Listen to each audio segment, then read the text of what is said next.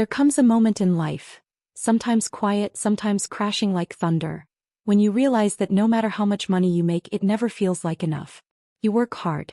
You hustle. You may even earn more than you ever imagined. But inside, you're still afraid. Still counting every naira, dollar, pound, or rupee. Still feeling like one wrong move could make everything crumble. And you wonder, why do I still feel broke even when I'm not? This audiobook is your answer. But more than that, it's your healing. This is not about budgeting spreadsheets or investment portfolios. It's about the inner wiring, the stories, the beliefs, and the inherited fears that quietly run your financial life from behind the curtain. Welcome. In today's audiobook, we will be discussing Rewire Your Money Mindset. Break free from scarcity and create abundance. An audiobook written by Amat Iyenges and published by Beneath the Book. This is a journey where psychology meets finance, where healing meets strategy, where your money story doesn't end with struggle, it starts with awareness. Let's begin. Chapter 1. The Scarcity Script You Didn't Know You Had. Let's start by going through the story of a young woman who grew up in a quiet neighborhood outside Madrid. Her father worked 2 jobs. Her mother stretched every euro like magic. She remembers the way her parents turned off the lights when they left a room, not out of habit but out of fear. Now in her 30s, she is a successful marketing director in London. She makes more in a month than her parents did in a year. But every time she swipes her card or sees a sale, she feels panic. She clips coupons. She's afraid to take vacations. She doesn't trust herself to buy anything non-essential. And at night, when she checks her bank account, even when it's full, she still feels that old knot of worry in her chest. Why? Because she is still living by a scarcity script, one she didn't even know she had. The scarcity script is not just about lacking money. It's about how your mind was trained to expect lack. From the stories you heard, from the behaviors you copied, from the fears you inherited. It's the quiet voice that says, "Don't buy that. What if something happens? You can't afford to relax. Rich people are greedy. You're not like them. If you're not struggling, you're not trying hard enough." And this script? It's not always loud, but it's always active, especially when money comes in. Let's look at Ajit in New Delhi. He is a software engineer. Smart. Driven. From a modest family. Every time he gets a raise, he feels a rush, followed by guilt. He sends more than he can afford to his extended family, skips meals to save, and avoids anything that looks like luxury. He doesn't realize that his self-worth is tied to sacrifice, to not having, to being the one who suffers for others. That's scarcity. Or consider Lydia in Texas. A single mom who grew up hearing, "We're just not the type of people who get ahead." So even though she started her own business and tripled her income, she self-sabotages. She undercharges. She overgives. She doesn't believe she belongs in rooms where abundance lives. She's waiting for the other shoe to drop. For the universe to say, "That's enough. Back to your level." Scarcity is not just a money issue. It's an identity issue. We don't fear spending. We fear feeling unsafe when we spend. We don't avoid wealth. We avoid what wealth might mean: disconnection, betrayal, exposure, or guilt. These beliefs often start in childhood. Maybe your parents fought about bills. Maybe money was used to control you. Or maybe it was never talked about, and silence became fear. You learned to equate money with stress, loss, or punishment. So your brain built a survival script. Play small. Stay hidden. Hold on tightly. Never trust money to stay. Even if life changes, the script doesn't. Unless you rewrite it. Let me gently ask you this. What was the earliest memory you have about money? Was it joyful, fearful, shameful? Do you remember watching someone you love cry over money? Were you ever told, "We can't afford that. What do you think, we're made of money?" Now consider this. That moment may have been decades ago. But it could still be running your life today. This is how internalized scarcity works. It's not about how much you have. It's about how safe you feel to have it. Healing starts with noticing. Let's reflect. What money story did you inherit? Who taught you how to feel about money, not just use it? Are you afraid of losing money because it happened before? Or because your body has never known safety with it? You can begin to rewire this, but not by force. Not by positive thinking alone. You rewire scarcity by seeing it, soothing it, and choosing differently. Let me speak this truth gently into your heart. You are not your parents' struggle. You are allowed to outgrow your beginnings. You don't have to stay in survival mode forever. Do this affirmations to rewire your scarcity script. I am safe with money. I am safe without fear. I release inherited beliefs that no longer serve my abundance. I trust myself to build, hold, and enjoy wealth without guilt. Say them aloud. Whisper them. Write them down. Let them soak into the parts of you that have only known tension. You are allowed to feel peace with money. You are allowed to feel free. If this chapter stirred something inside you, that's good. That means healing has begun. In the next chapter, we'll go deeper into emotional spending and the hidden need for safety that drives it. Subscribe, stay with me, and let's continue this journey, not just to having more money but to finally feeling free. Your new money story starts here. Chapter 2. Emotional spending and the need to feel secure. Jasmine never thought she was someone who had money problems. She earned well, paid her bills, even saved, sometimes. But every time something went wrong in her life, a breakup, a stressful week at work, or a moment of loneliness, she'd find herself scrolling through online stores. One Friday evening, after an argument with her boss, Jasmine spent over $300 on scented candles, skincare, and throw pillows. By Sunday, the packages had arrived. She opened them with a flicker of excitement, then felt empty again. Worse, now she was anxious about how much she'd spent. She whispered to herself, "Why do I do this?" Jasmine didn't have a spending problem. She had an emotional safety problem.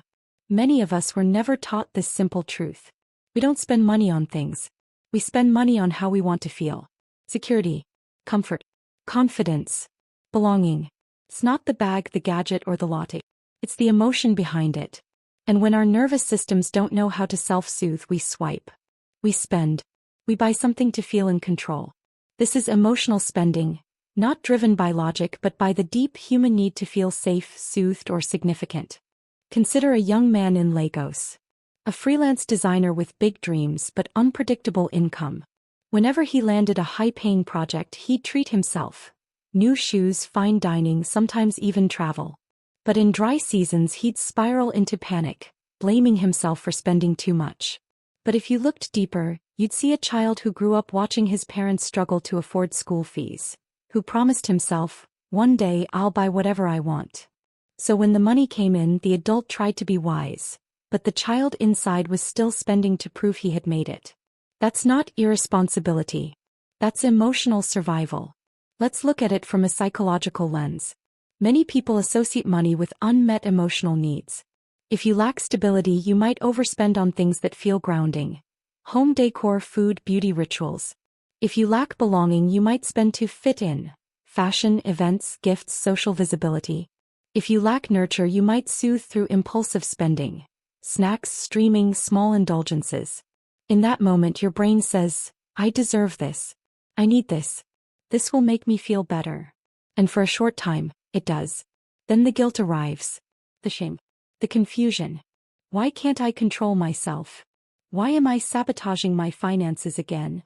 But hear this gently. You're not weak. You're trying to feel safe.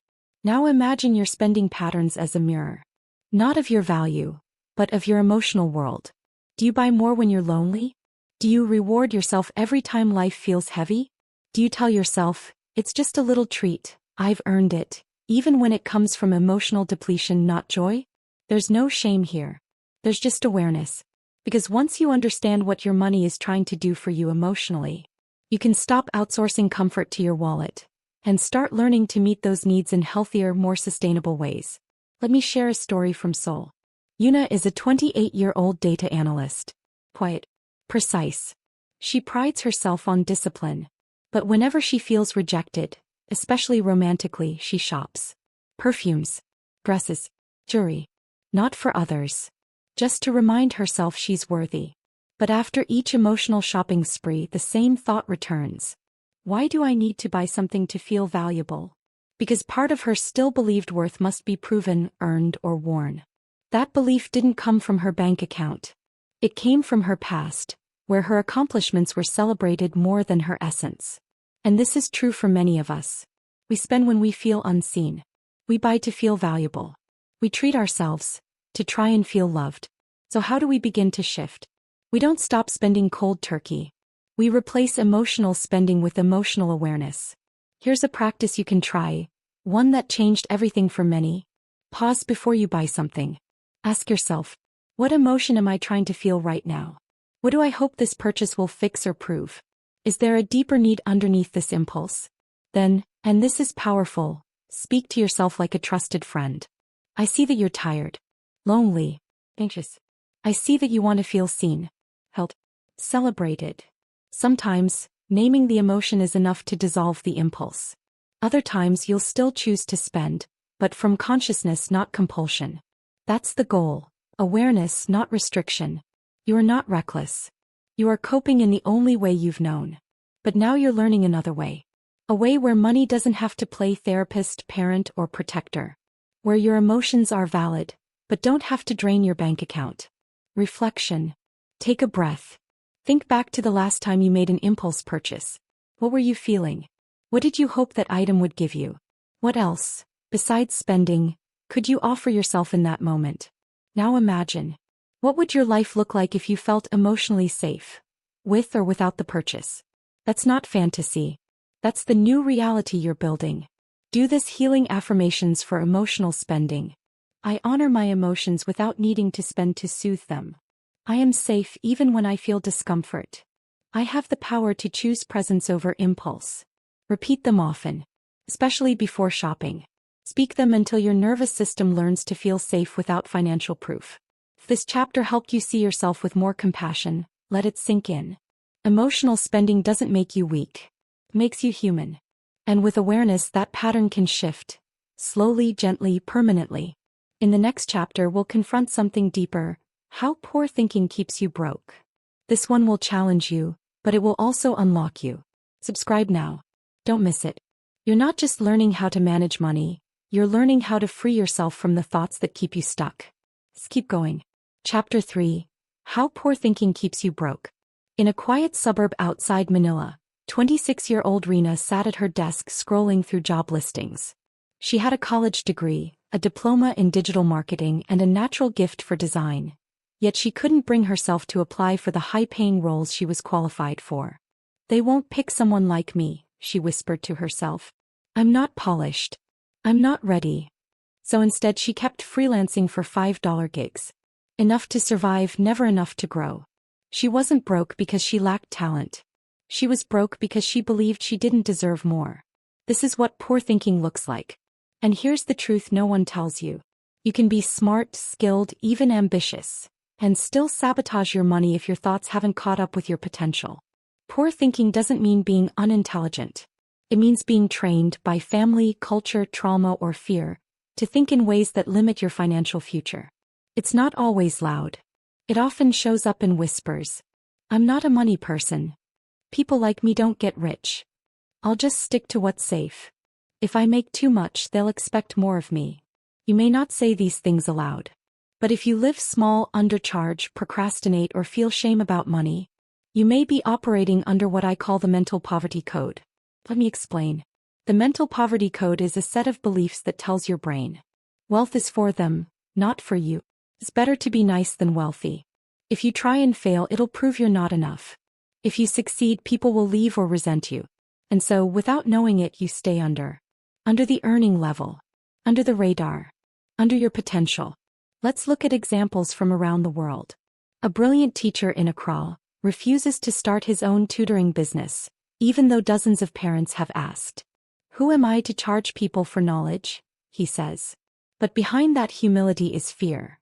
The fear of stepping out of a role that feels safe, even when it pays too little. Also, a woman in Dublin has a wildly successful Etsy shop. Her products sell out fast, but she never increases her prices. I don't want to be greedy, she says. What she doesn't see is that by underpricing, she's reinforcing a belief that her worth is tied to self-sacrifice. And then there's a young man who is a corporate worker in Chicago.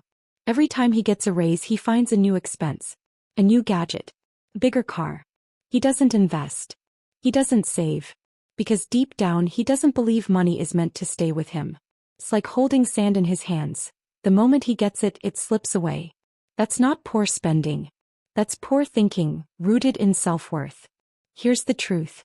You can't out-earn a mind that believes you're not worthy of wealth. You'll block it, shrink it, Or waste it, just to match what your identity thinks you deserve. Psychologists call this self-fulfilling prophecy. Your brain acts in alignment with what it believes about you. So if you believe money is dangerous, unholy, or temporary, your behavior will reflect that, even if it costs you peace. And here's the twist. Most of these beliefs weren't yours to begin with. They came from parents who were always stressed, cultures that glorify suffering, faith teachings misinterpreted as anti-wealth, past failures that bruised your confidence. But just because you inherited a belief doesn't mean you have to live by it. Let's pause here for a moment. What do you believe about people who have money? Are they inspiring or suspicious? Do you think they're generous or selfish? Do you feel like you belong among them or beneath them? Be honest. This is not about judgment. It's about awareness. Because here's the secret. You cannot attract what you secretly resent. If deep down you believe wealth is corrupt, you'll subconsciously avoid becoming wealthy. If you think rich people are bad, you'll make sure you never become one, even if it means struggling forever. Healing poor thinking starts with naming it, then questioning it, then replacing it with truth. Let's try a gentle reframe. People like me can't become rich. Wrong. People like me deserve to thrive, and I'm allowed to be the first. Correct. I'm not good with money. Wrong. I'm learning to become a confident steward of my finances. Correct. If I succeed, I'll lose people. Wrong. The right people will celebrate my growth, and I will attract new, aligned ones. Correct. You are not your past. You are not your family's struggle. You are not your old mistakes. You are a mind in evolution, and evolution takes time, grace, and intention. Let's reflect together. Where do you play small with money, even when you don't have to? What role did your family, culture, or upbringing play in how you think about wealth? If you weren't afraid of judgment or failure, how would you show up financially? Don't rush these answers. Sit with them. Journal them. Breathe into them. Because awareness is the doorway to abundance. You can't change what you don't see. But once you see it, you can shift it. Do this affirmations to upgrade your thinking. I release old thinking and make room for new beliefs that serve my wealth. I am not small. I am growing into my highest financial self. My thoughts are safe to change, and my worth is not up for negotiation. Speak these daily, gently, firmly. Let them form new grooves in your brain. Because thoughts become feelings. Feelings become habits. And habits become the life you wake up to every day. This chapter felt like it cracked something open. Keep going. You are not stuck. You are not broken. You are becoming. In the next chapter, we'll talk about your money story and why it's not permanent. You'll discover how to rewrite the script that's been quietly directing your financial life. Subscribe, share this with someone who needs it, and join me in Chapter 4. You deserve a new financial future. And it begins in your mind. Chapter 4. Your money story isn't permanent. There was a time when a 42-year-old schoolteacher in Nairobi believed his financial destiny was sealed. He came from a line of farmers who barely scraped by. His father used to say, "We're not poor. We're just meant for simpler lives." He believed that. For decades. Even when he got a job that paid decently, even when he married a woman who believed in his potential, he still played small. He never asked for raises. He never explored investments. He even turned down a leadership position, not because he couldn't handle it, but because he didn't believe it fit his kind of story. He had the talent. He had the opportunity. But his mindset was still living in the past. A story written long ago, but never edited. And here's the truth he, like so many of us, had to learn. Your money story may explain you, but it does not define you. It can be rewritten, not just with numbers but with new beliefs, new habits, and a new identity. We all carry a money story. Some of us grew up with scarcity. Some with shame. Some with privilege, but also pressure. Some with trauma so deep that even thinking about money causes tension in the chest. And yet, most of us have never questioned these stories. We live them, act them out, reinforce them, until they become prophecies. If you were told as a child, "You're just not good with money," you might still believe that now, even if you're running a business or managing a household. If you were praised for saving every penny, you might feel guilty for spending even when it's on something meaningful. If money was always unpredictable, sudden gains, sudden losses, you might now sabotage consistency because it feels unfamiliar, even unsafe. Let's meet Harper, a freelance designer from Toronto. In her 20s, she made money fast. Social media helped her business explode. But Harper had grown up watching her mother lose everything to debt. So when the money came, Harper didn't enjoy it. She hoarded it. She feared losing it. And when one bad month came, she panicked and quit her biggest client, certain she'd lose everything again. That wasn't reality. That was her old story replaying in a new chapter of life. The subconscious doesn't care about logic. It cares about familiarity. And until you consciously rewrite your script, your nervous system will keep pulling you back to what feels like home, even if it hurts. Here's what many people don't realize. The story you believe will shape the choices you make. It's not just about budgeting or earning more. It's about whether you believe you're the kind of person who can be wealthy, who can be free, who can grow without guilt. Your beliefs form a self-fulfilling loop. You believe money is hard to come by. So you don't ask for more or you undercharge. You remain underpaid, confirming your belief. The story continues, unchanged. But the good news: any story can be revised.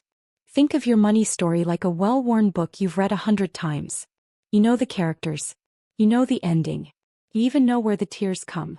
But what if someone handed you a pen and said, you can rewrite this. You can change the outcome. You can introduce new characters. You can end it in joy. That's not fiction. That's neuroplasticity. Your brain is capable of creating new beliefs, new patterns, new identities, at any age. Reflection is where the rewriting begins. Let's pause and ask some healing questions. What is your earliest belief about people who had money? Were they admired, feared, envied, judged? When you think about being truly wealthy, what emotion comes first? Excitement, guilt, anxiety, or detachment? Have you ever repeated a financial pattern even though you knew it was hurting you? These answers may not be easy, but they're essential. Because awareness is the first step to rewriting. Meet Mei Ling, a nurse in Singapore. She always believed her job was to care for others, not to seek wealth. So when she inherited a small fortune from a distant uncle, she froze. She wanted to give it all away. She felt unworthy. Through therapy, Mei Ling began to understand that her story was based on worthiness. That it was based on love had to be earned. That it was based on sacrifice was more noble than abundance. That good people didn't hold on to wealth. After she became aware of these, she started to rewrite them. Today Mei Ling still gives, but from a place of choice, not guilt. She's investing. She's planning. She's allowing herself to imagine a future that is sustained, not just generous. Here's what you need to know now. Your money story was built before you had a choice. But now you have a choice. To observe it, to question it, to reshape it. You are not stuck in your past. You are not fated to repeat generational wounds. You are not too late to change. Even if you've made financial mistakes. Even if you've been broke. Even if you've lived decades inside limitation. You can choose a new story. One where you are trusted with wealth. One where you are free to flourish. One where security doesn't require struggle. Here is a healing reflection and affirmations. Close your eyes for a moment. Picture your old money story, the scenes, the emotions, the fear. Now take a breath and whisper, that was then. This is now. Now say these affirmations slowly with feeling. I am the author of my financial future. I release stories that no longer reflect who I am becoming. I choose beliefs that align with ease, expansion, and joy. Let them settle into your heart, not just as words, but as truth. You've lived long enough inside stories that weren't yours to begin with. Now it's your turn to write something new. In the next chapter, we'll confront a powerful belief that keeps many stuck in lack. The idea that rich is evil. We'll talk about the hidden shame around wanting more, and how to reclaim wealth as a force for good. So subscribe, breathe deep, and stay with me. Your healing isn't just about money. It's about finally giving yourself permission to grow beyond what you were told was possible. You're doing beautifully. Let's keep going. Chapter 5. Rich isn't evil, it's resourceful. In a small town outside Nairobi, a young boy named Tony once asked his teacher, "Why do rich people never smile?" The class laughed, but the teacher didn't. She looked Tony in the eye and said, "Because maybe we were taught they stole the smiles from us." That answer stayed with him. Years later, he became an engineer. He moved to Germany, made a good living, and supported his family back home. But every time he reached a new level of success, he felt a strange shame, like he was betraying where he came from. Like he was becoming one of them. The rich. The greedy. the bad guys. No one told him directly that being rich was evil. But the message was everywhere. In the stories, the sermons, the side eyes, the headlines. In his subconscious, rich and wrong had become one and the same. And maybe in your heart they have too. Let's face something tender but true. Many of us were raised to believe that poverty equals purity and wealth equals corruption. You heard it in whispers. She's rich now, she thinks she's better than us. You know how he made that money, right? Money changes people. You saw it in movies. The villain lives in a mansion while the hero is humble and broke. You heard it in faith traditions twisted by fear. The love of money is the root of all evil became simply, money is evil. And so, part of you learned, it's safer to be good than to be rich. But what if that belief is costing you the very impact, influence, and peace you were meant to carry? In Tokyo, a woman named Eri runs a thriving online business. She donates monthly to orphanages, teaches free financial literacy classes for women, and helps her siblings live better lives. She's generous, compassionate, kind. She's also a millionaire. Does that sound evil to you? Or consider Marcus in Atlanta. He grew up in a rough neighborhood, saw how poverty robbed people of choices. He promised himself, I will never be a prisoner to money. Now he builds schools, creates jobs, and mentors teens. All because he stopped believing that being rich meant selling his soul. The truth is, money reveals your character. It doesn't erase it. If you were kind before, money gives you more ways to show it. If you were generous, money lets you scale that generosity. If you are thoughtful, money becomes a tool, not a threat. But still, the fear lingers for many of us. What if people treat me differently? What if I become someone I don't like? What if I lose friends or become disconnected from my roots? These are valid fears. They come from past wounds, not just yours but generational ones. Maybe your grandparents were exploited by a wealthy employer. Maybe your parents watched politicians hoard wealth while their children went hungry. Maybe you saw wealth used to abuse, manipulate, or control. So your mind did the only thing it knew to protect you. It rejected wealth. It made poor but honest your badge of honor. It told you to fear becoming one of them. But here's the healing truth. You can be rich and righteous. You can be wealthy and deeply grounded. You can have more and stay human. Let's redefine rich. It's not just yachts and private jets. It's an option. It's peace. It's being able to say yes to what matters, and no to what doesn't. It's freedom from the panic that used to steal your sleep. Rich is not evil. Rich is resourceful. Because when good people have resources, the world shifts. Imagine a world where women have financial power, not just potential. Where artists don't starve but thrive. Where therapists, teachers, healers, and changemakers no longer play small because they're afraid of being seen as too much. Imagine you having what you need and then some. So your children don't inherit your stress. So your community grows through your success. So your dreams don't die in the shadow of fear. You cannot serve others well from a place of lack. Abundance is not the enemy of humility. It is the expression of it. Let's take a pause here. Take a breath. And reflect. When did you first start believing that money was bad? Whose voice do you hear when you think about becoming wealthy? What kind of person do you believe you'll become if you get everything you want? Now ask yourself, is that really me? Or is that a story I've inherited? It's time to let go. You don't have to choose between goodness and greatness. You don't have to shrink just to stay likable. You don't have to dim your light so others don't feel small. Do this affirmations to release the shame of wealth. Wealth is a tool I use to create good in the world. I am allowed to have more without becoming less. My abundance is a blessing, not a burden. Say them slowly. Say them with heart. Let them rise above every limiting belief that once kept you small. If this chapter helped soften some old beliefs or showed you a new way of seeing wealth, keep going. In the next chapter, we'll explore something even deeper. How true wealth doesn't start in your bank account but in your mind. Hit that subscribe button. Stay with me. And remember, you were never meant to feel guilty for growing. You were meant to bloom fully, freely, and without apology. Your journey to an abundant life is just beginning. Chapter 6. Wealth starts in the mind. At 42, a young man who was finally debt-free. He lived in New York and had worked tirelessly as an architect for nearly 2 decades. His life was structured, disciplined, and seemingly successful. Yet as he walked through his quiet apartment each evening, he felt hollow.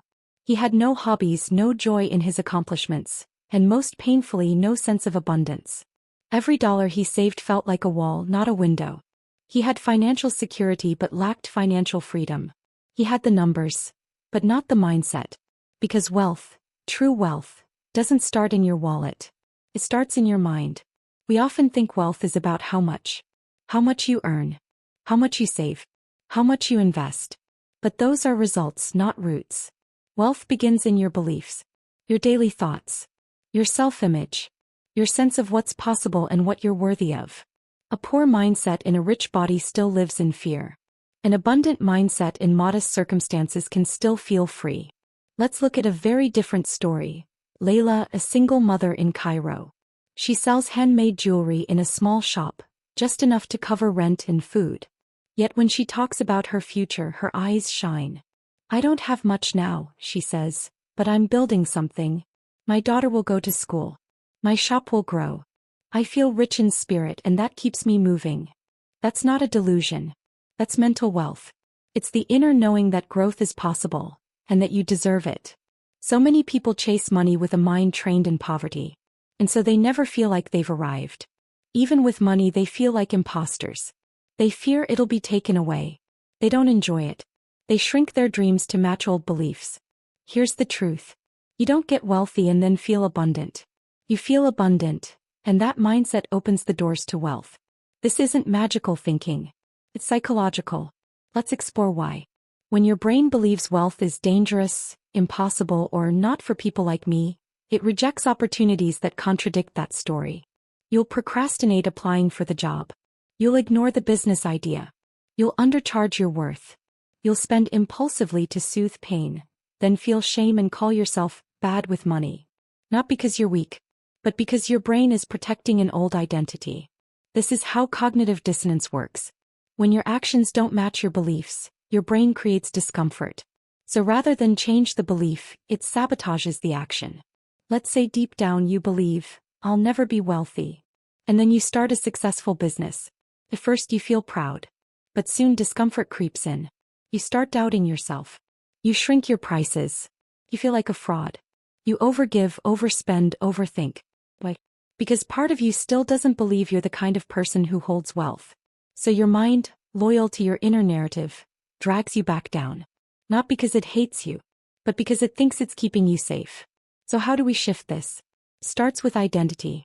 Instead of asking, how do I get rich? Ask, who do I believe I am when it comes to wealth? Do you see yourself as someone who struggles but survives? Is good at making money but bad at keeping it? Is never chosen for financial blessings? Is destined to be average?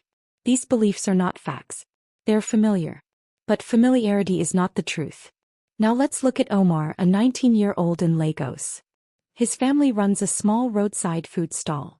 He has no formal education past secondary school, but he watches free business lectures on YouTube every night. He studies how digital marketing works. He's building an audience online. He wakes up every day and says aloud, I am a builder. I am worthy of global wealth. I learn quickly and I grow fast.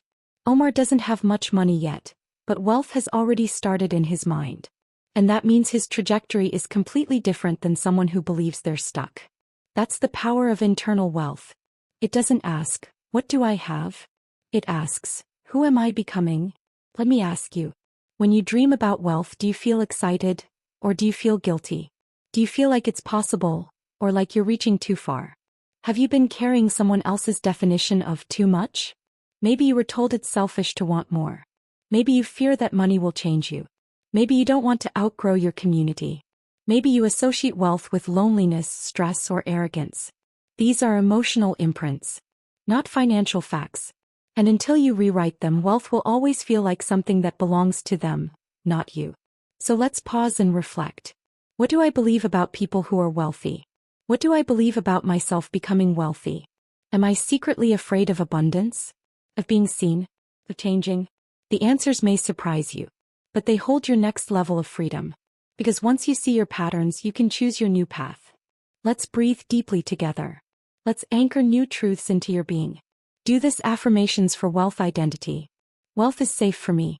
It is my birthright, not a betrayal of my roots. My identity expands to hold the abundance I desire. I allow myself to receive, keep, and enjoy wealth with ease and peace. You don't have to earn the right to feel worthy. You already are. And when you believe that, you stop chasing money. You start welcoming it. This chapter is a turning point. You now know with clarity that money doesn't just live in numbers. It lives in your identity. And you can choose to become someone who feels safe, worthy, and capable of wealth. In the next chapter, we'll take that even deeper as we explore how to rewrite your financial identity, from survival to self-trust, from fear to freedom. Subscribe and keep listening. Let's finish this journey together, not just with more money in the bank, but more power in your mind. Chapter 7. Rewrite Your Financial Identity. There's a moment when you realize it was never about the money. It was about the identity you believed you had to hold in order to deserve it, or avoid it, or prove something because of it. This chapter is about that identity, the quiet, unconscious blueprint that has shaped every financial choice you've ever made, and the freedom that comes when you rewrite it. Let me introduce you to Amy, a teacher in Lagos, Nigeria. For years, Kemi believed she wasn't business-minded. She watched friends launch side hustles, grow their income, and pivot careers. But every time she tried, something inside whispered, "You're just not that type of person." She didn't realize this voice was inherited from years of watching her mother self-sacrifice, never asking for more, and living by the belief that good girls don't chase money. Amy's identity was wrapped in humility. And in her mind, humility meant lack. So even when she had ideas, even when she had the talent, her financial identity whispered, "Stay small. Stay good. Stay where you belong." Every one of us carries a financial identity, a set of beliefs about who we are when it comes to money. You might have heard yourself say, "I'm just not good with money. I'm a spender, not a saver. I'm bad at investing. I'll always live paycheck to paycheck. That's just how it is. People like me don't get rich. That's for them, not us." But let's stop here and ask, who told you that? Where did that label come from? Is it really you, or a story you've worn like skin for so long you forgot it was optional? Your financial identity is not a fact. It's a narrative, shaped by culture, class, family, religion, and repeated experience. Take James, a first-generation college graduate in Canada. He grew up hearing things like, "Don't get too big for your boots," and "Be grateful for what you have." So when he landed a high-paying job in tech, he felt guilty every time he bought something nice. He found himself subconsciously sabotaging his promotions, shrinking in meetings, and downplaying his success. Why? Because in his internal world, success equals separation. He feared that more money would mean losing touch with the people he loved, or worse, becoming arrogant, unlikable, or too much. So he stayed small, not because he couldn't grow, but because his identity told him not to. Your subconscious will always fight to stay consistent with your identity. If you believe, "I'm not a wealthy person," then every time you try to save, invest, or earn more, your mind will resist. Not because you're lazy, but because your brain is wired for certainty, not abundance. It wants you to stay in the familiar, even if that familiar is painful. But here's the truth you need to hear today. Identity is not destiny. You can change who you believe you are, and everything around you will begin to shift. So how do you do it?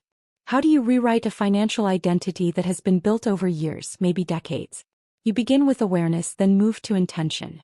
Let's walk through 3 powerful healing reflections. 1. Name the identity you've been carrying. What is the unspoken role you've lived in? Are you the martyr? The struggler? The good child who never asks for more? The one who holds the family together by overgiving? The rebel who spends fast to feel free? Write it down. Speak it aloud. Don't judge it, just name it. Naming begins the release. 2. Ask, who would I be without this story? If you didn't have to prove anything, shrink yourself, or carry your family's beliefs, what would your financial identity look like? Maybe you'd be the provider with boundaries, or the quietly wealthy artist, or the first millionaire in my bloodline, or simply the peaceful steward of money. Give your new identity a name, a voice, a posture. Let it feel possible, not perfect. 3. Act from the new identity before you believe it fully. This is the rewire. You don't wait to feel ready. You take small, aligned actions as if this new identity is already yours. You decline what drains you. You raise your rates. You stop explaining why you deserve rest. You allow yourself to enjoy the abundance you've already created. Each act is a vote for your new self. And eventually your nervous system catches up. Your mind begins to believe. This is how you become. Now let me speak into the place where your fear lives. You are not betraying anyone by becoming wealthy. You are not selfish for wanting more. You are not too much for dreaming bigger than your past. You are rewriting a legacy. You are choosing alignment over approval. You are stepping out of survival and into sovereignty. That is sacred work. Healing affirmations for identity rewiring. I release the financial roles I was given and step into the one I choose. I am worthy of abundance that matches my growth, not my guilt. I rewrite my identity with love, courage, and intention. Say them daily. Let them disrupt the old voice and plant seeds for the new. You don't have to feel ready to start. You only have to begin. A new chapter begins. This may be the last chapter in this audiobook, but it is the first chapter of your new identity. You now know how to recognize the scarcity script, heal emotional spending, challenge inherited beliefs, reclaim your power, redefine what wealth means for you. Now it's time to live it. This work is not one time. It's daily, intentional, and always worth it. If this journey has touched you, transformed you, or even simply awakened you, I invite you to subscribe and stay connected. This channel is your healing space, a place to grow, reflect, and rise.